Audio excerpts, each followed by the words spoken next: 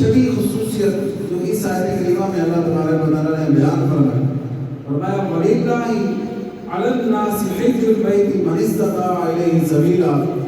اور اللہ کے لیے لوگوں پر اس گھر کا حج کرنا فرض ہے جو اس تک پہنچنے کی استطاعت رکھتا ہو۔ وَمَنْ كَفَرَ فَإِنَّ اللَّهَ غَنِيٌّ عَنِ الْعَالَمِينَ، جو انکار کرے، جو حج فرض ہوتے ہوئے نہ کرے یا حج کا انکار کرے، تو فرمایا ایک انکار کرنے والا کیا، اگر سارا جہان بھی انکار کر دے تو اللہ کو کسی کے انکار کی کوئی پرواہ نہیں، اللہ تو سارے جہانوں سے بے نیاز ہے۔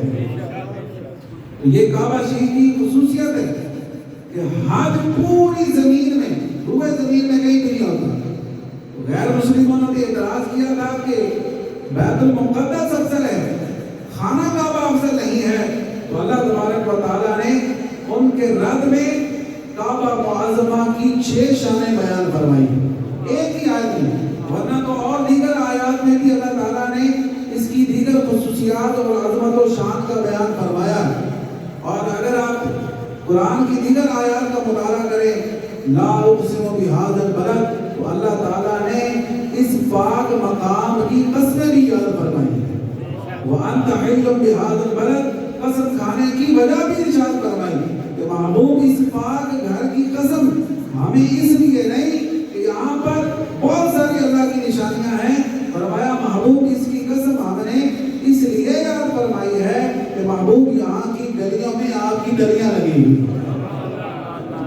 تو کعبہ شریف یہ وہ مقدس مقام ہے کہ زمین کی پیدائش سے لے کر آج تک اس کا طواف کیا جا رہا ہے، اور کسی جگہ کو یہ شرف حاصل نہیں۔ روایت میں ہے کہ حضرت آدم علیہ السلام آپ برِ صغیر میں، بتایا یہ جاتا ہے جغرافیائی اعتبار سے کہ آپ آسٹریلیا میں آپ رہائش پذیر تھے، تو یہاں سے آپ نے پیدل 1000 مرتبہ خانہ کعبہ کا سفر کیا، اور روایات میں ہے کہ آپ، ایک روایت میں ہے کہ آپ نے 70 حج کیے، اور حضرت ابن عباس کی روایت میں ہے کہ آپ 1000 مرتبہ پیدل چل کر گئے، 300 حج کیے اور 700 مرتبہ آپ نے عمرہ ادا کیا۔ یہ حضرت نوح علیہ السلام نے بھی اس گھر کا حج کیا، طواف کیا، عمرہ کیا، حضرت ہود علیہ السلام، حضرت صالح علیہ السلام، حضرت شعیب علیہ السلام نے بھی حج کیا۔ بلکہ حدیث پاک میں تو ہے کہ گزشتہ انبیاء کرام کی جس قوم پر بھی، جس نبی کی امت پر بھی عذاب آتا تو وہ اس کے بعد اللہ کے گھر میں آ جاتا اور دنیا سے پردہ کرنے تک خانہ کعبہ میں ہی پکے ڈیرے لگا دیتا۔ اس لیے بتایا گیا کہ مطاف میں 400 نبیوں کے مزارات ہیں۔ بتائیں کہ جہاں کسی ایک اللہ کے برگزیدہ بندے کا مزار ہو، علماء فرماتے ہیں وہاں ہر وقت رحمتوں کا نزول ہوتا ہے، تو جہاں اللہ کے 400 نبی تشریف فرما ہو وہاں کس قدر رحمتوں کی برسات ہوتی ہو۔ اللہ تعالیٰ